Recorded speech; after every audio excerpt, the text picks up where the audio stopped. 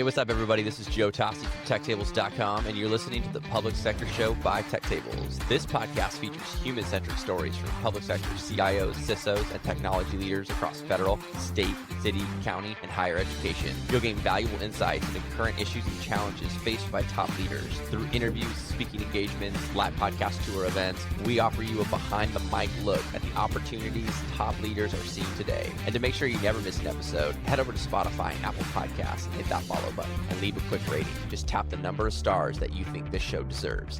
Welcome to the Public Sector Show by Tech Tables. Super excited to have everyone here. We have a couple of returning guests, but we're going to kick off with Teena. Teena Piccione, Secretary of DIT and State CIO. And I have been in the job for 6 whole months and just was confirmed a few months ago.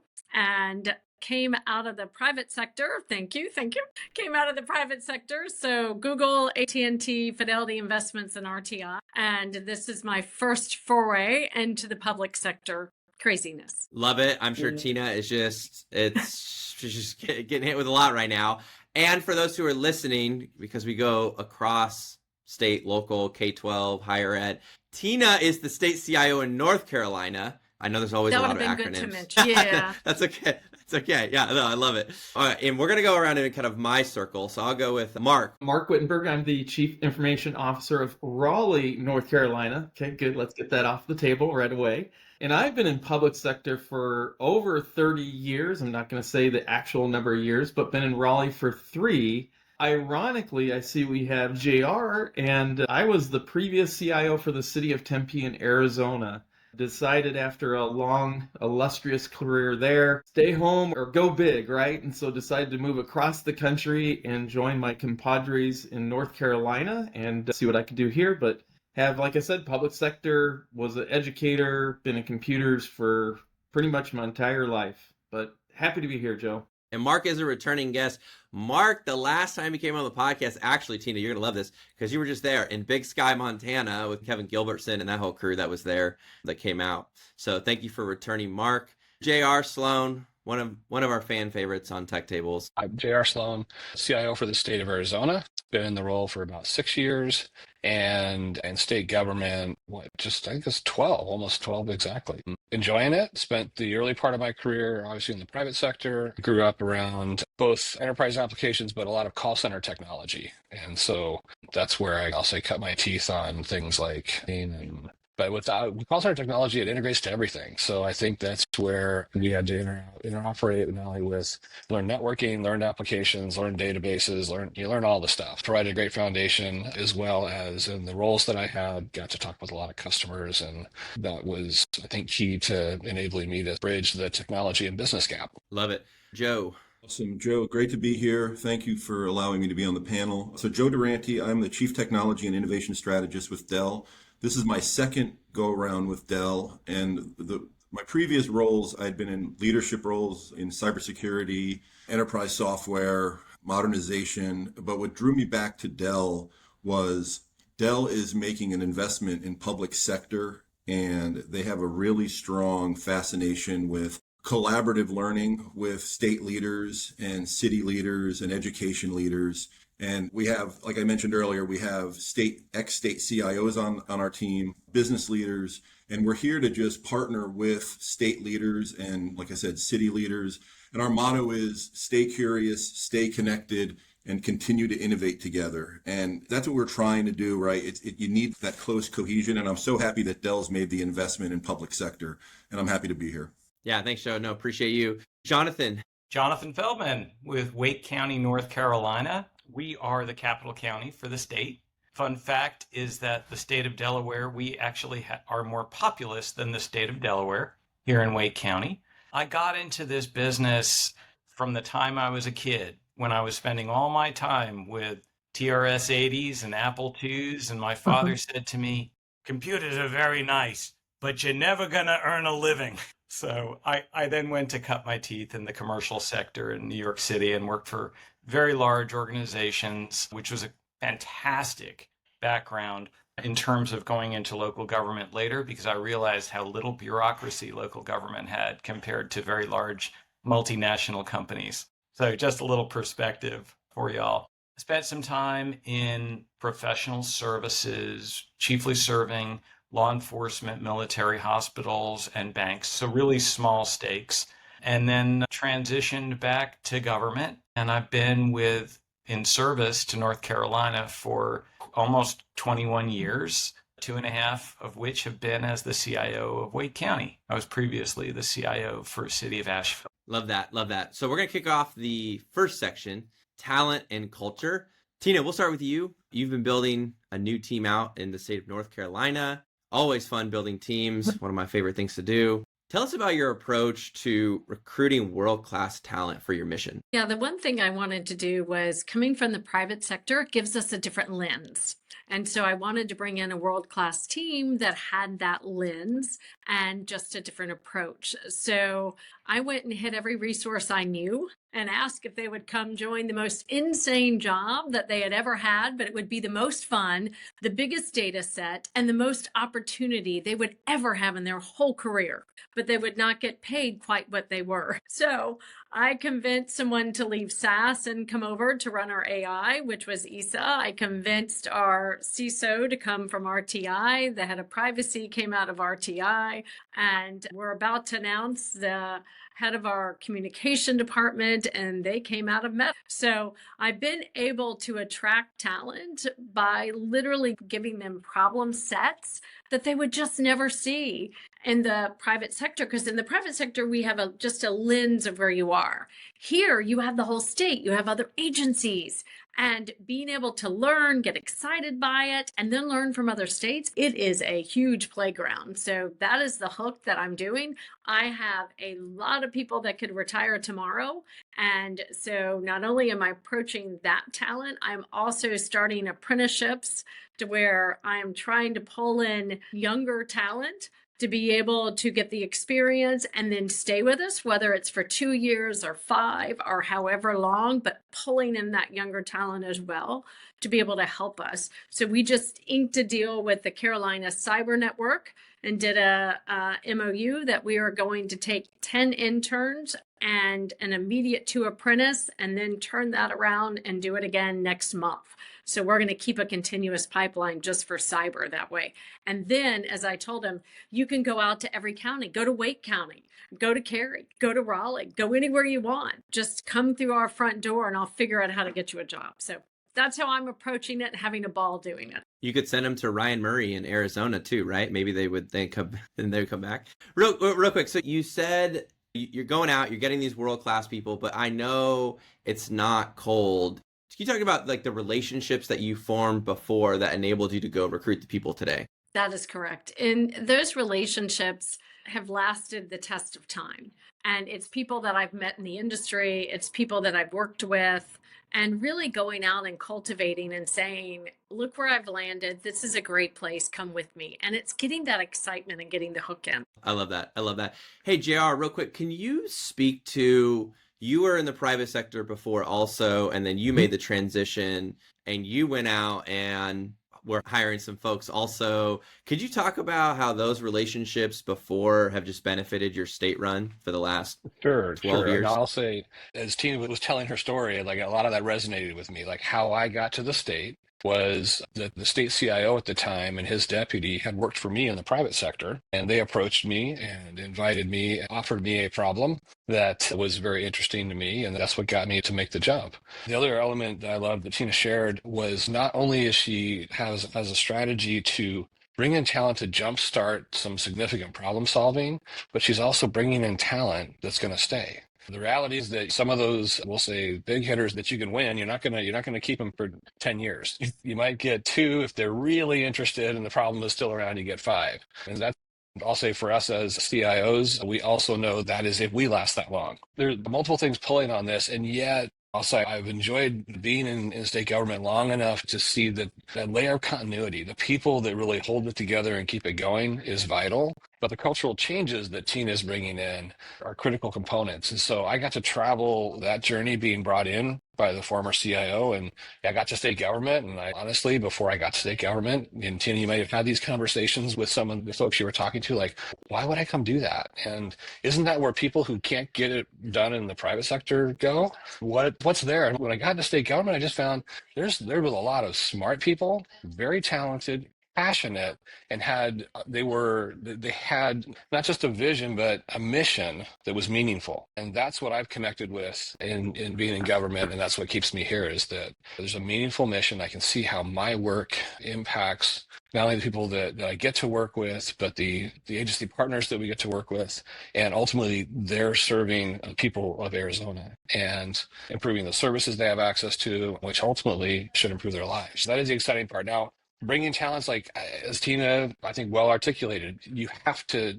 give the why. And I hope that that's some of what I tried to share there, is that there is a mission here. And regardless of what your passion is, there is likely something in government that will align with what your passion is, because there are so many different ways government serves people. So I think having how do I attract senior seasoned talent, whether this is in, we'll say, a season of their career. Some may come and want to give back, say, post their private sector career. And you have to figure out, how do you tap and manage those from your network? And you're always building your network as you go along. But then also, how are we bringing in fresh talent, young talent that might come and they may only serve for a season? I'll say we see this certainly in cybersecurity, right? They come in, they work, they gain skills at a scale and that they can't get that kind of experience in the private sector. But once they do have that experience, they get really valuable. And so then they might choose to move on. Okay. But if you have a good enough pipeline coming into that, some will stick. And then again, we have the opportunity to move those people around within government, still working in cybersecurity, but finding the mission that resonates with them personally. And I think that's, I'll say, the interesting and both exciting part of working on talent within government. Yeah, I like the word that you used as far as like pipeline. It's just so important, especially just when I think about this specifically just for the basketball team, just constantly filling out varsity, JV, frosh, soft. And Joe, I thought it was a really good bridge to the public-private partnership section. I was curious, like, what's one standout example from Dell that you've seen since you've come back? First, I'll comment on Teena and JR. I think quality of time over quantity of time is critical, right? We have to get beyond the normal thinking in state government that somebody's going to be there for 25 years. So I think I commend both of them for their comments. I think they're really thought-provoking. So it's funny, when I took this role, I really thought that it would be a blend of modernization, cybersecurity, edge computing, data center, and 9 out of 10 of our conversations are about artificial intelligence and machine learning. It really is, it's amazing. And what's really cool about it is AI is a collaborative technology. And I had a chance to present at a roundtable in California a couple of months ago. And CIOs from different departments were stuck in a box. They were trying to figure out, how do they get beyond the whiteboard, right? They've got great ideas, but they can't get it into production.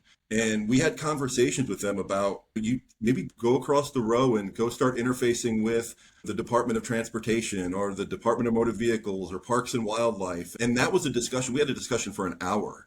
And it was, problems are commonplace, right? Everybody's stuck in that world, but it's breaking out of the norms. And I think that really personifies state and local government, right? Breaking out of the normal routine, that's where real progress is made. And that's really critical. And I think the fact that AI is a collaborative sport now is really going to change the tides for how we look at technology and how we interface with one another. So I think it's really exciting. Yeah, no, I'm 100% with you on that. It is such a fun time, both like in the public sector, and if you're just experimenting and having fun. Like my daughter had an entrepreneurship project. She needed to build a website.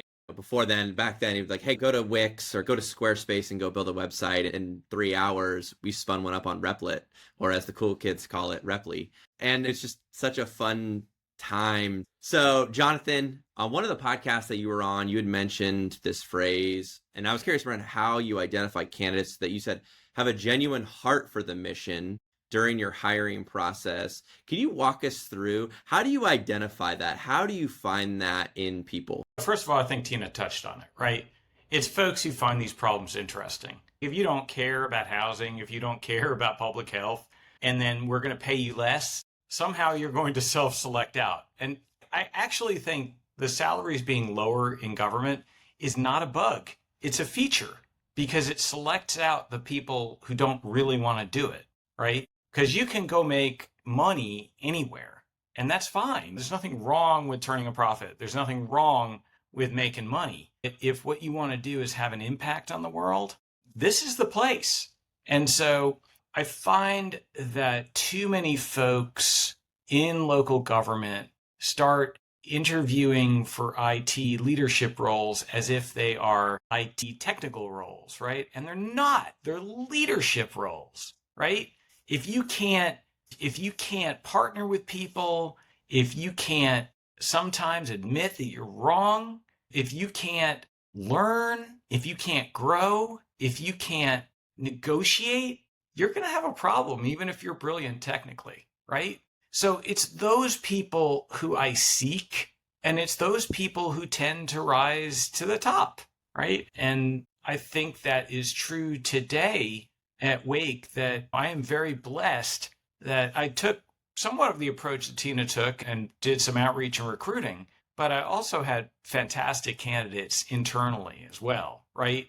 So I've got a blend of folks from the outside who really had a heart for the mission, and also people on the inside who were working there a while, really know the organization, which is phenomenal, have the relationships throughout the organization. They know how to be effective in the organization. They know the policies, the procedures, the processes, and they also have a heart for the mission. So I've been very fortunate that way in being able to find those folks. But I think that it's really a matter of just making the conditions right for those people to want to be there. Yeah, no, that's really good. So I mentioned off camera when we had started, but the event I threw in 2022 was at the dock at Seaboard Station. So I'm a little crazy, like I think compared to most people, like I'm a little nuts. And so my Uber driver was this guy, a sim, and he's driving me to the dock, and I'm like, hey man, just tell me about your life. And I'm taking some data science classes on Coursera. I'm like, oh, interesting. That's awesome. Hey, there's this event that's going to happen that you're dropping me off at. There's going to be a bunch of people there who might be hiring, or at least want to have some conversations with. Do you just want to stop your Uber driving for the day? And I'm wearing a basketball t-shirt and shorts. I don't think they're not going to let me in. And I was like, hey, no worries. Like, they'll let you in. I'll talk to the guy. And the event kicks off and he's like, dude, you're the guy. And I was like, yeah, I'm running the event, so I could care less. This guy got more business cards from every single person there than even the vendor partners who had showed up. Like, I was dying. Like, it was so good. Love it. Now, all I provided was the opportunity. I don't know if any of the follow-up happened or anything, but it's the same thing. So each of the events, we did one in Houston. It was the same thing with the kids in college.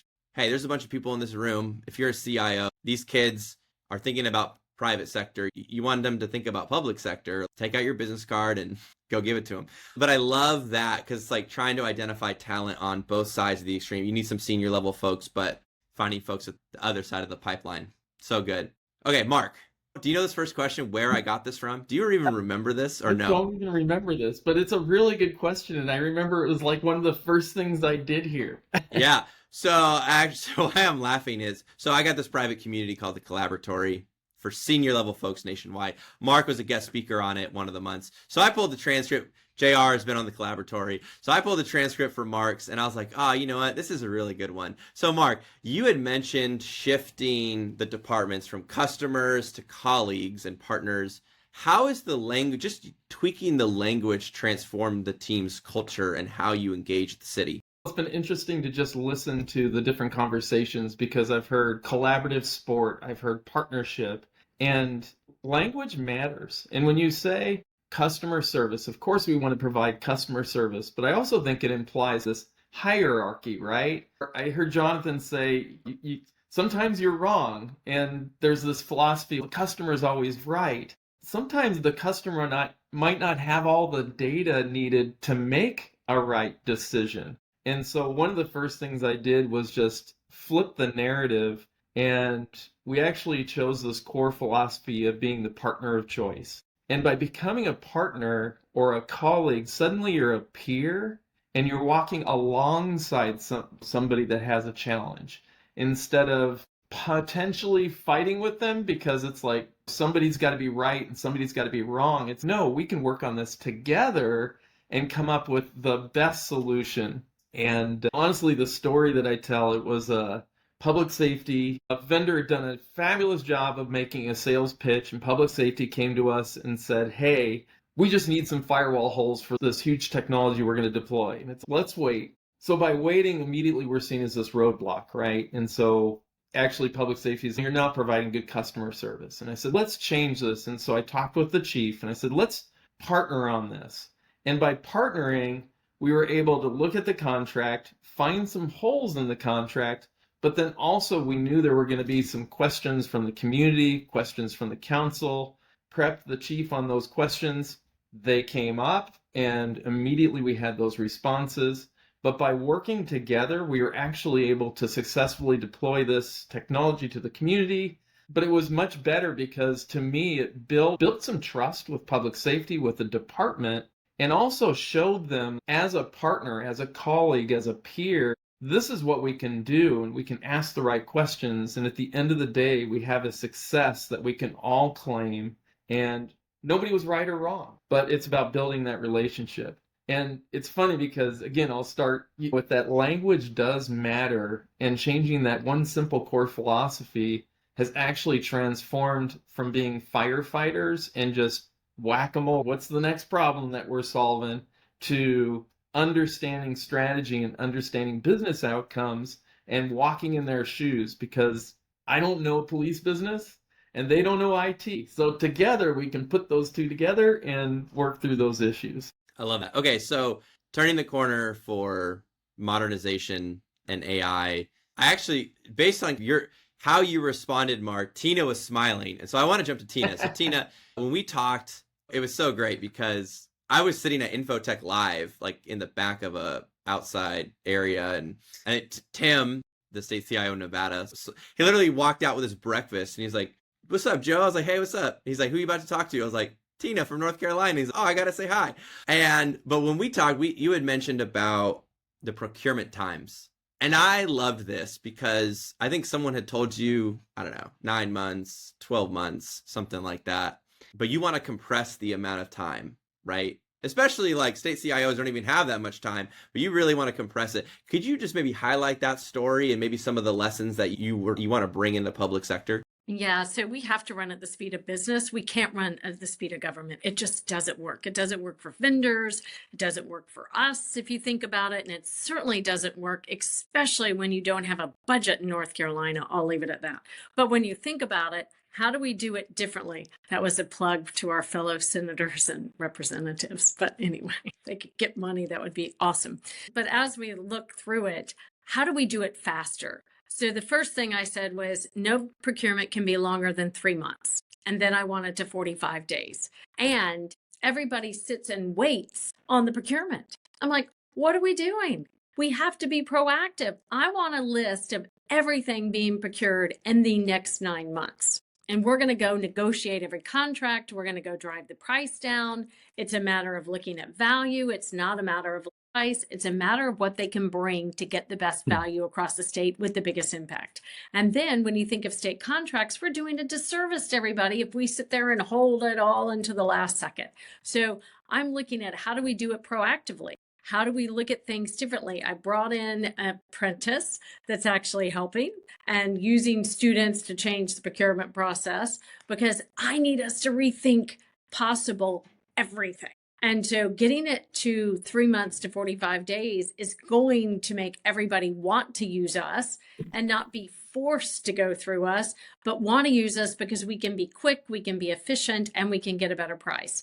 But the only way to do it is proactively turn the tables and go out to the agencies to say, we're not going to wait on you anymore. You have the budget. So in theory, we would have a budget. You have the budget. Let us go with what you have and start looking now, and let us show you vendors that are not even in your purview. We can't have operating systems out to have 10 different operating systems. We don't need 5 different cloud systems. I'm sorry, they're all the same. They're different flavors, but they functionally are the same. So how do we go out and start making sure we have a statewide architecture approach, a statewide procurement approach, and turn it around to proactively help every agency to give them options, not necessarily what they're bringing, but options of what other agencies have to start getting our better bang for the buck, and then letting them go spend money on other things. I want to save money to where they can go spend it somewhere else.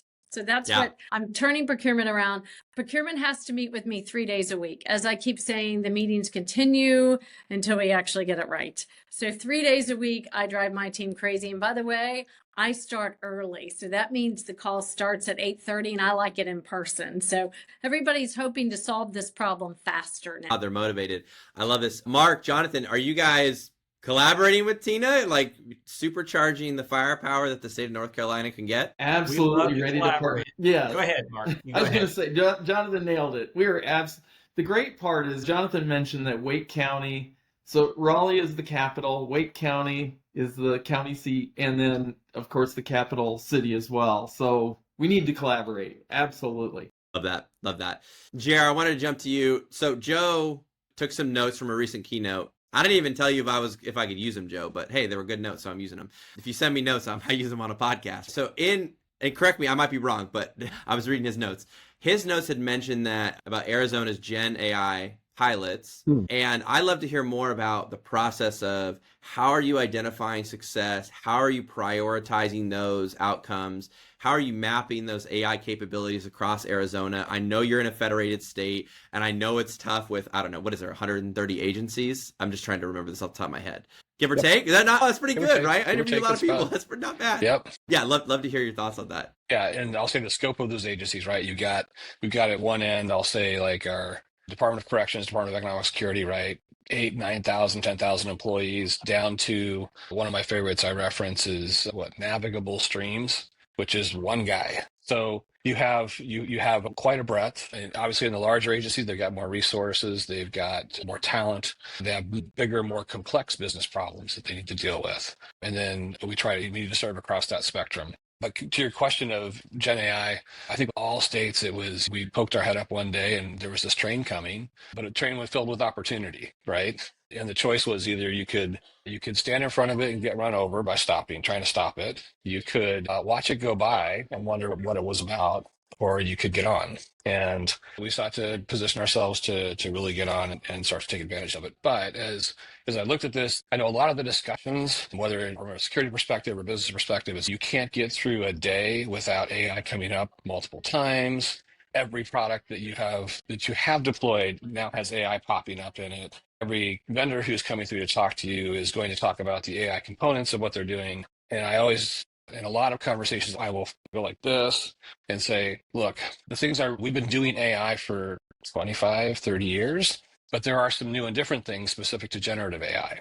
And that is where we focus our time in putting together our policy, the procedure, the guidelines, the guardrails that we wanted to put up to provide guidance of how to engage and do this safely and responsibly with our agencies. We ran also, as we set up those guardrails, we said, okay, now we need a good mechanism and a governance process to allow agencies to explore. And so how do we do that? So we reached out to our hyperscale cloud providers, partners, and said, okay, I need each of you to provide me with sandbox capability. And we're going to have this sort of an engagement model. The engagement model offered was, you are not a playground, you are a value prover. And the business cases that come to you, what the agency has to bring to the table is a real problem. You get to say how you would solve that problem.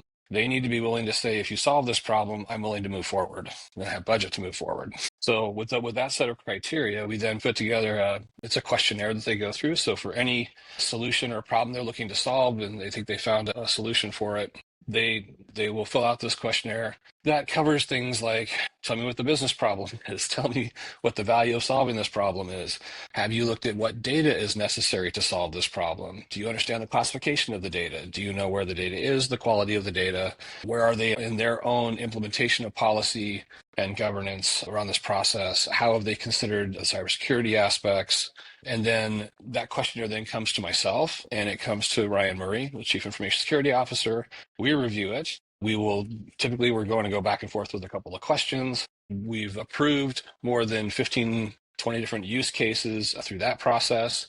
Everything from content creation, document creation, chatbots, which I think a lot of folks are familiar with, data analysis, code generation, customer service, and the call center type technologies, and then also down the path of learning and development. A lot of different use cases. We even had one that came forward. They were using generative AI in legislative analysis. So we got to see how that functioned for a few folks in our last legislative section, where they were using it to track what's the difference between this bill and the prior version, and how do I get a summary of what this thing is really saying, because it's all written in Greek. So that provided, I'll say, a framework that has allowed us to identify opportunities, but the value of the opportunities, the business value of solving the problems and moving those forward. Another example that we did was we have probably 87, 88 agencies that are on Google Workspace as our standardized enterprise collaboration tool. With that, when they were bringing forward their GenAI capabilities with Gemini, we engaged in a pilot process. And I'll say we're going back far enough where at that time, I think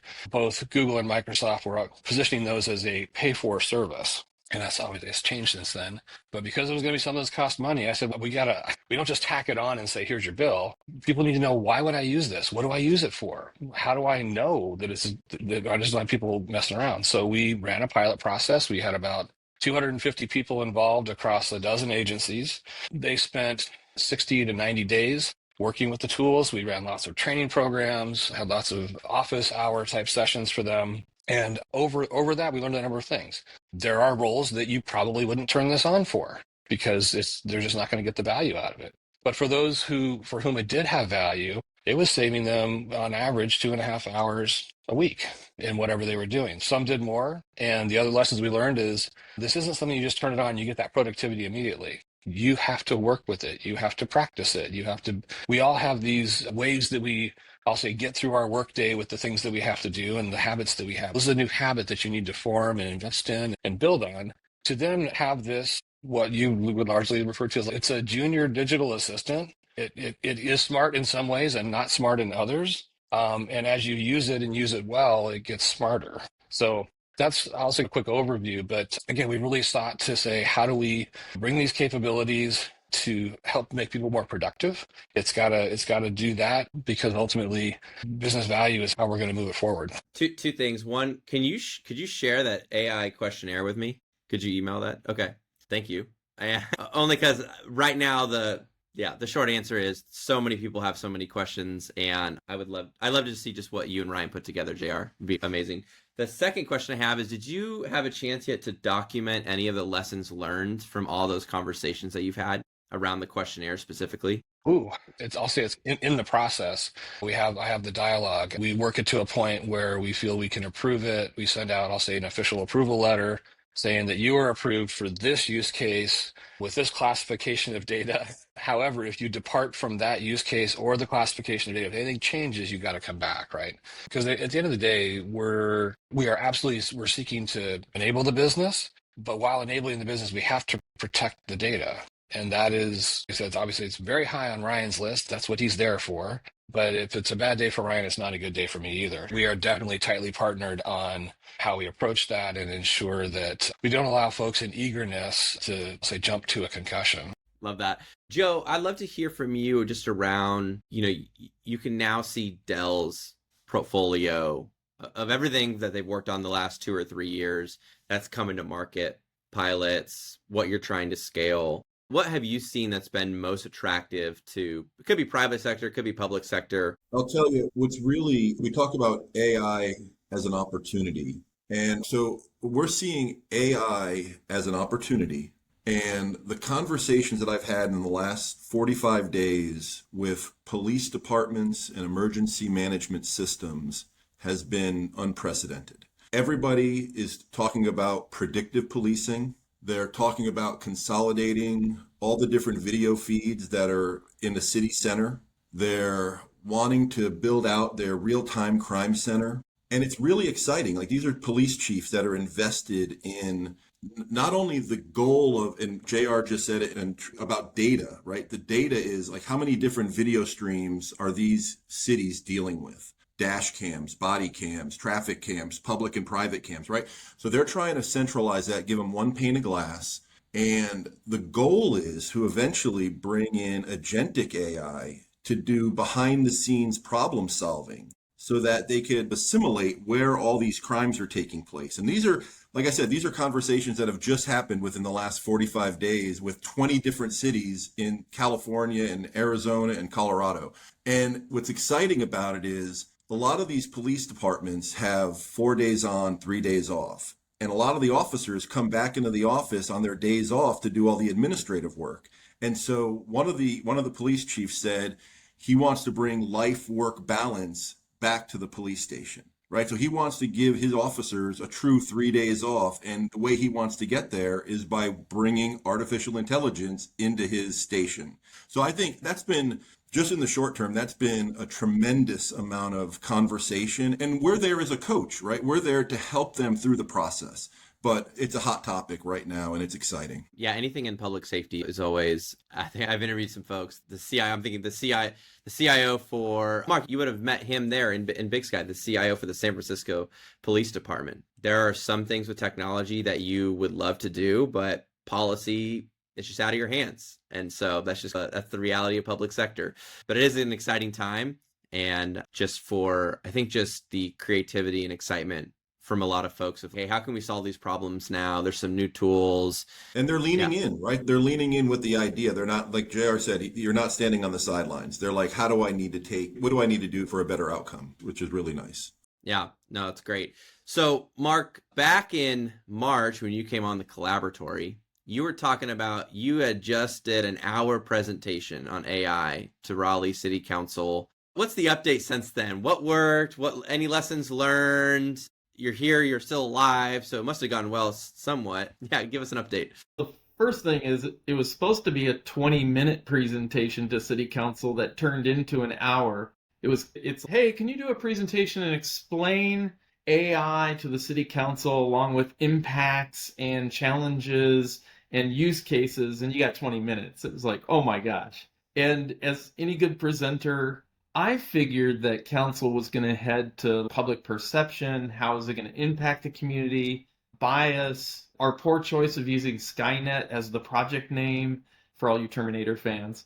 And actually, I thought it went better than expected. What I got was actually support for, like, how do we move beyond these internal tests? And how do we get this out to the public? How can we start to use this technology to improve our website? How can we use this technology to improve city services?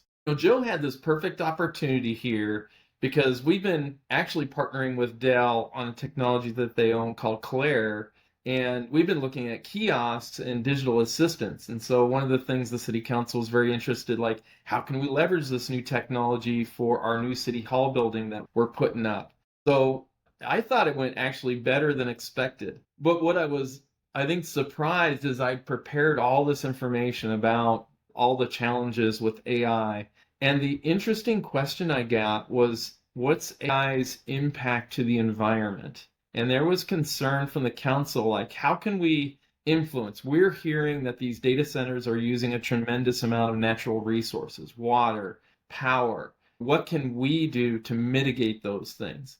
And so I was taken aback a little bit, but also very pleased because in our policy, there's there to talk about, as we procure these technologies, we are looking at the impact, and we are looking at the different companies and how they approach the climate, the sustainability kind of piece of it.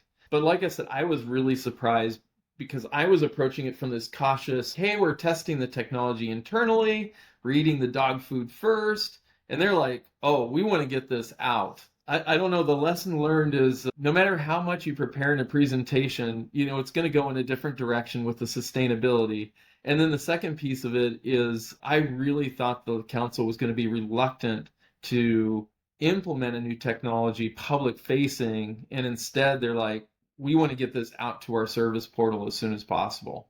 So I wouldn't say I'm putting on the brakes, but as I jumped onto JR's train, I'm like cautiously looking around the train to make sure that I've got my I's dotted and T's crossed before we push this technology out. Yeah, no, that's really good. Jonathan, I'd love to hear from you just around, I think probably this was the previous podcast you were on, but prioritizing the legacy modernization. How are you viewing this in Wake County? There's just so many services. How do you focus on getting the biggest impact the quickest? Absolutely. Pain and value, right? And the rest of my answer is commentary, because as the CIO, you're listening. If you're me, you're listening to the county manager, you're listening to the commission. If you're Teena, you're listening to the governor and the senators and all that. But you're obviously listening to stakeholders too. But it boils down to, what are the pain points? What's the value? What problem are you trying to solve? And that was really my reaction to AI. And what I tried to do for the leaders at the organization, we did a lot of similar things to what Mark's done, to what JR has done, in terms of guidelines, in terms of experimentation. But we also tried to unpack this for the leadership. What are the levers? Why is there so much fear of missing out? The answer is there's so much fear of missing out because if you look at that Stanford HAI report about investment in AI, there's been something like $1 trillion of investment globally since 2020. We've talked about public sector, we've talked about private sector. In the public sector, we have $1 trillion, we do a moon mission or whatever, and we say, oh, good, we're done, we have the outcome. Private sector, right, Joe? They want their money back. And they don't just want $1 trillion back or $2 trillion back. The VCs want $10 trillion back. And so that puts tremendous pressure on your sales force to sell it everywhere you can, which is why we are seeing it in every piece of software, whether it's appropriate or not, right? And so, JR, I have to take a step back and say, all right, folks, what problem are we trying to solve here? And one of the things I'm proud of is that at Wake, we have put together a cohort, a learning collective, not just IT, folks from environmental services, folks from housing, folks from everywhere in the organization, including leadership. And we're asking them, hey, tell us your ideas. Better yet, let's feature the successful use cases and tell people, what problem were you trying to solve? And was it a good use case for AI? Because we want to hear also about use cases that didn't quite pan out the way we thought they would, because they don't all. I was using AI for a use case that I thought, oh, that's probably an okay thing to do. I was looking, because like Mark, I was asked about the environmental impact. So I said, ooh, let's go to ChatGPT. Let's go to deep research. And it did a phenomenal job. It told me where all the data centers were in Wake County. And it just was extremely thorough. And then told me, hey, you really should regulate this. And I said, okay, I'm going to sit down with the people who do that. And I'm going to ask them some questions. Can you help me prep some questions? And they said, oh, yes. AI said, oh, yes, here are 10 questions to ask. Oh, great. Can you give me a summary of what you just told me? Great. So I sit down with those folks in planning and environmental services. And before 5 minutes goes by, our wonderful planning director says very kindly to me, Jonathan, my understanding is that these are really large data centers. Yes, Tim, they are. My further understanding is that the data center providers are looking for cheap land, cheap electric, cheap. I said, that's right. And it's my further understanding that you've got to have municipal water and you've got to have municipal sewer. You cannot do this with a well and septic. I said, that's right. He said, case closed. You can't do this in Wake County affordably. You just can't do it. And so it was a wonderful example of AI can't think. No matter what they are saying, right? This technology, the transformer technology that they're using and they're improving, but it does not think. And when you ask it to think, bad things happen, right? It can be what's that show? A Dark Mirror type of episode. There's a wonderful thing online about that. But you've got to use it for the right use case. And even I got taken in because it was so convincing. But at the end of the day, it can't think. It can regurgitate. It can autocorrect on steroids, but it cannot do novel problems. I keep talking to people about the Apple study where they put novel problems in front of each of the major models and they all fail. But bottom line, of course it can do wonderful things, right? but we have to experiment with it. It has to be ground truth. We have to see that it works. And we've got to do all the things that JR was talking about in terms of security, data sets, what are you using it for? So we're still in very early days. So I love that we have this learning cohort because we're all learning together. We're partnering, we're collaborating. And the most important thing about that is that we are not putting up a stop sign. We're giving them a roadmap. When you put up a stop sign in IT, people will go around you, even if it risks getting in trouble, because they want to do their job. They're very passionate public servants. They want to get the outcome. If you put up a roadmap, they say, oh boy, we can get there from here. And you are an enabler, like Mark said, a partner. You are an enabler. You are not the place where dreams go to die. That is so important to getting to actual, safe innovation every time. Okay, so I know we've got a little bit of time left as we're running down. I thought we would jump to The Motive by Patrick Lencioni. This book I gifted this book to everybody in the collaboratory this month. A lot of people are loving it. And so I thought we would just jump right into this, part of what I call Joe's bookshelf. Joe, what bookshelf? If you're listening on audio, clearly you don't see my bookshelf. But if you're on video, you can see I got this giant bookshelf. Yes, I do read books. I do read books still. And so we'll start with Teena. Teena, Patrick Lencioni asks whether you're leading to get something or to give something. How has leading from a place of service rather than personal gain, and this you could be in the private sector too, it is not just exclusively public sector. How has that really started to shape the disruptive approach on how you're transforming the culture in North Carolina? Great question. When I look at it, it's always about what can I give? It's always about a significance that I can leave behind. So that's how I've always led teams. So I will take the hit. I will always be the one to let the blame be on my feet, because at the top, that's where it should be, in my opinion. And that way I can keep the teams moving. That's where if I'm asking them to be in on a weekend, I'm going to personally buy breakfast, lunch, and dinner, because that should be where my heart is and what I should expect to do. It was a lot easier in the private sector when I actually had money. Now in the public sector, I'm still doing it. I just have no money. But it's leading from being responsible and taking responsibility for all the actions of the team and being able to show them as well, this is the significance, the legacy, and what you're going to leave behind. Please leave it better than how you found it. Please lead better than you've ever led before, and ensure you're bringing the teams with you. And that doesn't mean you don't hold people accountable. Some people say, then don't hold them accountable. That's not it. I still hold my kids accountable and I love them to pieces. But that's how we get responsibility to the people that we are there to serve and that serve with us. So I will always say it is that responsible, centered leadership every day and twice on a Sunday if you want to make a difference. Yeah, I love that. And it goes to just so many folks. It just starts with the people, which is very easy to say. And a lot of times, folks, I see this just with other coaches, they always want to run the best X's and O's. And actually, Coach K, great coach, you might have heard of him.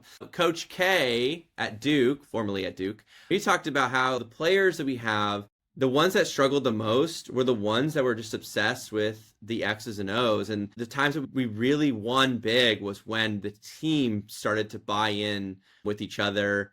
And I joke around, like with the high school kids, part of that is we do van rides when we go on the road, and then you stop at Chick-fil-A.